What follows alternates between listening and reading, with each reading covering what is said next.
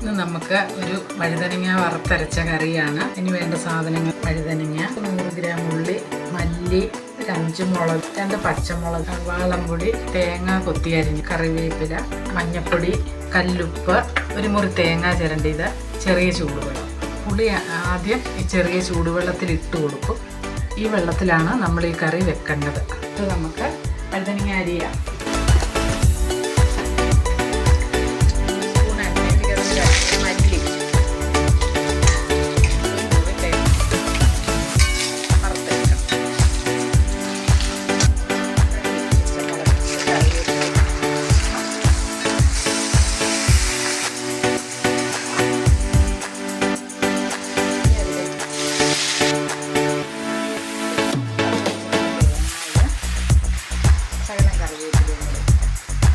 അപ്പം നിങ്ങളിതെല്ലാവരും ഒന്ന് വെച്ച് നോക്കണം.